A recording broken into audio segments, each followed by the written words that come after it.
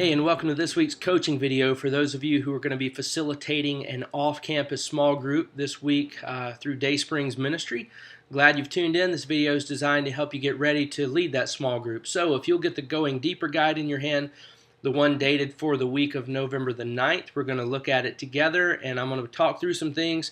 Maybe you can jot some things down that might help you as you facilitate the discussion with your small group this week. So let's look at it together and let's talk through it. Now, before we get into the details of the handout, let me give you the big picture of what this discussion guide is all about and how it fits in with the Sunday sermon and all of those things.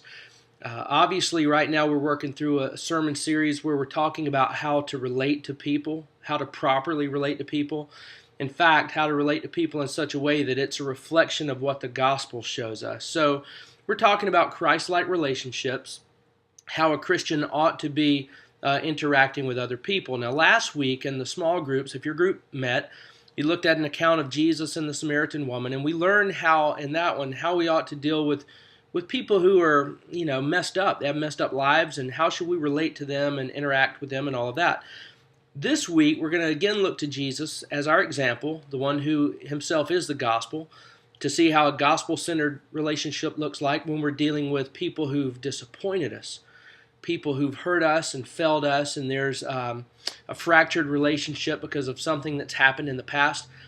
What do we do there? How do we deal with that? So that's what this discussion guide is going to be about, and it fits into the context of the sermon as well, because in the sermon we're going to be talking about fighting and quarreling and all of that, and obviously fighting and quarreling is something that happens when someone has upset us or disappointed us. So this small group discussion is just going to press that further. Now that leads you to discussion point number 1. Check it out on your handout.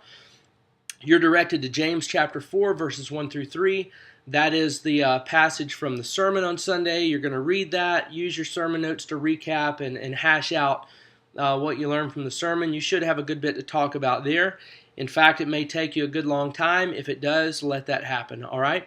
But you'll start off by recapping and talking through what you learned from James chapter 4 in the sermon, and then you'll segue on into discussion point number 2. Discussion point number 2, this is where you broach the subject matter of how do we deal with people who've hurt us. So look at it. It says, rightly relating to people is hard work, especially with those who've deeply disappointed us. Now it says, most of us are familiar with what Simon Peter did, that which he considered to be a huge failure. What was that? So at this point, you're asking if people know the story of Simon Peter and how he has something that really would have been a very disappointing thing in his relationship with Jesus, something that he did. And you're just asking, who knows what that is? Probably someone in your group is going to know the answer to that question, if not most people. And what we're talking about here is the time that Simon Peter denied Jesus. Jesus is about to be crucified. He's being taken into the back rooms of the places of the high priest and the people of power. And while Jesus is going through that, Simon Peter's out in the courtyard. People are asking, hey, do you know this guy? And Simon Peter outright 3 times denies even knowing Jesus. So this was his great disappointment in life, especially relationally with Jesus. And you're just asking, who knows what he did? So someone should be able to answer that. It might be helpful to go back and actually read it if no one's really recounting it or recounting much of it. You can see there that you can look in Matthew chapter 26. You've got the verses listed there to where you can just read that if no one's really recapping it very well. And by the way, as the group facilitator, you need to read that ahead of time anyway. You really need to. Anytime you're going to recap something from the Bible, or anytime you're going to work through a passage in the Bible, you, the leader, ahead of time, you really need to dive in and refamiliarize yourself with those passages and with those stories. That way, if someone is recounting the story and they're kind of getting it wrong, you can be the one to say, actually, I think that may have been another thing, but this is what happened here. In fact, let's look at Matthew 26. So all you're doing at this point is recounting what happened with Simon Peter, and if you have to read it, read it. But from there, you're going to move on to discussion point number 3. And look at the top line. I love this. It says, normally, we just wash our hands of those who fail us. The gospel, however, isn't normal, and it models a different kind of washing that needs to happen. And this is what we're learning about in church. That our lives as followers of Jesus, the way that we react to people and the way that we interact with people, it ought to be a reflection of the gospel itself. What the gospel shows us in the laying down of a life for the good of others, in the swallowing our pride and laying down our rights so that others can benefit. What the gospel shows us in those things, we ought to be infusing those into our human relationships. So the gospel's not normal. Normally, when someone disappoints us and hurts us, we just say, enough with them, I'm done with that. The gospel shows us something entirely different. So we're going to look at that now. What you're about to do with your group, you're going to look at what Jesus does in the aftermath of Simon Peter's denial. And this is, just shortly after Jesus has been crucified and buried and raised from the dead. Now there's a reunion with Simon Peter. You're going to look at it and you're going to see that Jesus doesn't just wash his hands of Simon Peter and say, you failed me, you disappointed me, I'm moving on to better relationships. He models something different. He models the gospel. So it says normally we just wash our hands, but the gospel is different. It models a different kind of washing that needs to happen. And now it says, look at the account where Jesus and Simon Peter are reunited on the beach. And you just read John chapter 21, 15, 16, and 17 at this point. You stop there. This is the account where Jesus asked Simon Peter 3 times, do you love me? Do you love me? Do you love me? And all 3 times Simon Peter answers pretty much the same way by saying, you know I do. Of course I do. You know I do. Of course, the 3rd time he says, you know everything. So you certainly know that I love you. Here's the thing. In this account, Jesus asked Simon Peter the question 3 times.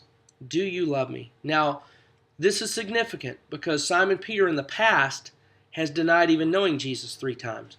So it's almost like for every time Simon Peter got it wrong, Jesus is now letting him get it right.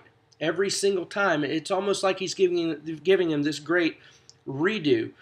Here's the thing. Jesus is asking a question he already knows the answer to.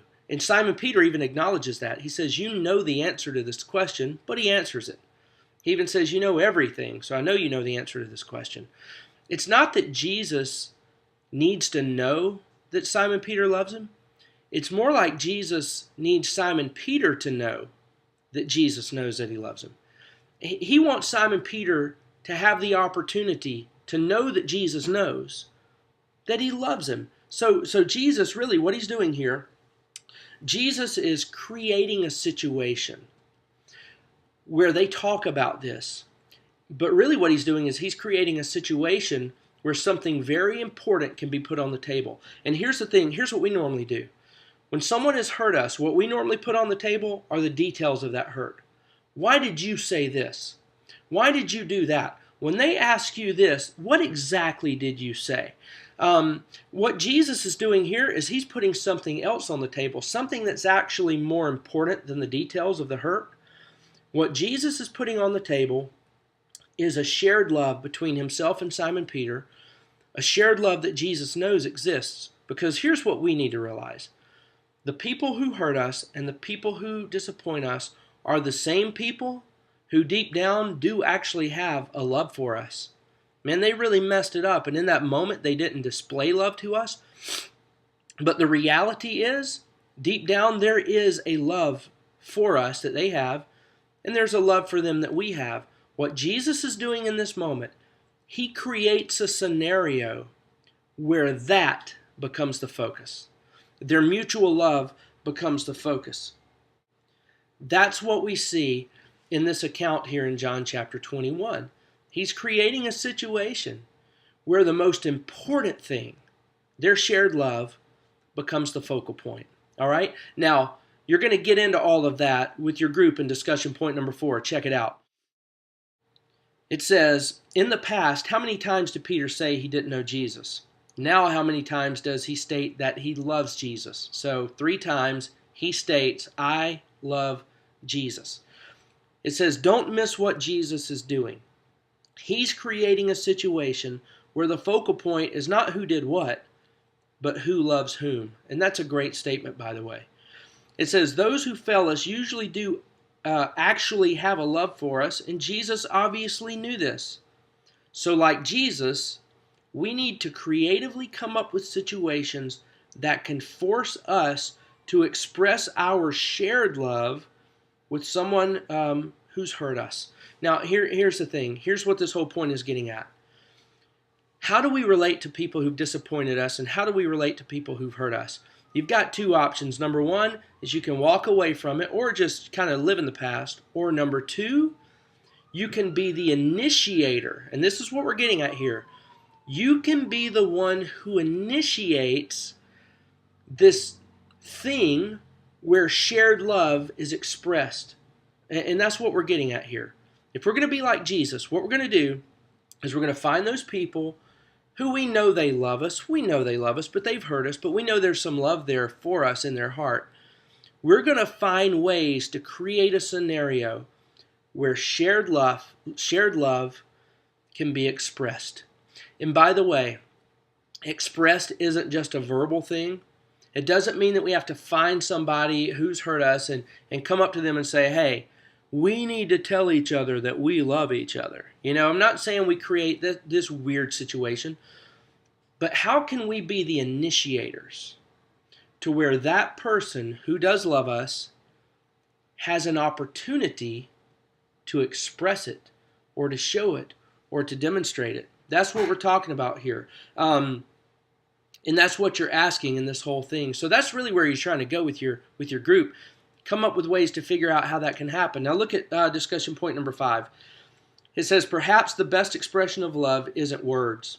Look at what Jesus said next in verses 18 and 19. Now in those two verses, what you're going to read is Jesus tells Simon Peter, he says, hey, let me tell you what's going to happen to you in the future. And Jesus indicates the kind of death that Simon Peter's going to undergo, where he's going to spread out his arms and die for Jesus as well.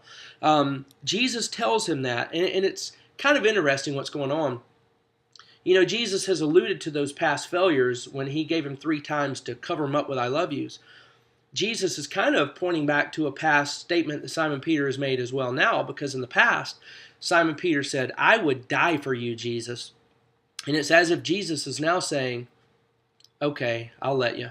It's almost like he's saying, you're going to do what in your heart of hearts you want to do, which demonstrates your love for me.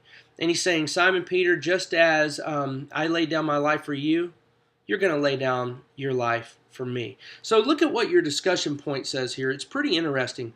It says, perhaps the best expression of love isn't words. Look at what Jesus said in verses 18 and 19. He says basically, Peter, you will humbly die for me, just like I did for you. Now here's the thing.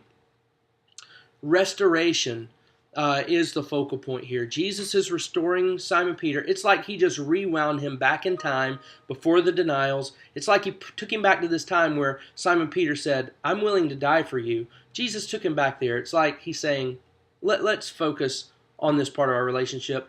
Let's forget the failures. Let's forget the denials. I'll move past that. And let's go back and start over. So restoration is a focus of this whole thing here. But it's as if Jesus is also reminding Simon Peter of the need for humble sacrifice. Within the context of godly Christ-like relationships, Jesus is reminding Simon Peter there is a humble sacrifice that must be present if relationships are going to flourish. And Jesus reminds Simon Peter there's going to be a very humbling sacrifice in your future. And this is the way you need to live your life, Simon Peter. Now look back at your handout where we left off. It says, when those who have failed us have a chance to humbly help us, it helps the reconciliation process. Why do you think the one offended needs to take the initiative in creating that kind of opportunity? So here's what it all boils down to. When we find ourselves in situations where we've been hurt, the normal thing to do is to wait for that person to come in to make it right. But I think the more Jesus way of relating to people is to help them do that. To set them up in some way to where they can express love toward us, whether it's verbally or through some act of service. We set them up in a way to where they can help us and where they see that we welcome their help, that we welcome their love. So that's really what this whole thing is about. And what you and your group really need to do is to try and come up with scenarios of what this might look like. And this will give you the opportunity to maybe make it really personal by saying, is there a situation in one of your lives where you really ought to be the initiator because you've been hurt? Is there a situation in your life where you need to make this happen? And maybe could we all brainstorm to help you figure out a way to do that? I think that would be a wonderful thing to talk about as a group. How can we, the offended, help the one who was the offender be brought back into a loving relationship with us where our mutual love is the focus, where it's expressed and shared and received, but us taking the initiative. By the way, here's some cross-reference verses that you can look up this week that will show how we, as those who are being Christ-like, need to initiate the restoration process. Check out these verses. Matthew chapter 5, verses 23 through 24. Check that one out sometime. Matthew chapter 18. Really, the middle of the chapter is what you're getting at, but read the whole chapter so you can see it in context. And notice how we should be the initiators, to be the ones to help make sure that those who have sinned against us are brought back into right relationship. And maybe the best example of all is your memory verse. Check out your memory verse this week. If it is possible, as much as it depends on you, live at peace with everyone. So this is your discussion this week. How is a Christ-like relationship? What does a Christ-like relationship look like between one who's been offended and one who is the offender? And in particular, when we've been the offended, what does it look like? Well, what it looks like is that we move beyond the hurt, we move beyond the details of the hurt, and focus on something that's actually more valuable, the reality that there's someone that we love and who loves us. And then we try and creatively help them express their love toward us as we receive that love and express ours as well. That's what a gospel relationship looks like when people have hurt us. All right, so maybe you and your group can come up with some answers as to how that looks practically speaking. All right, thanks for listening in on this video. I hope it's been helpful. God bless you. We'll see you Sunday.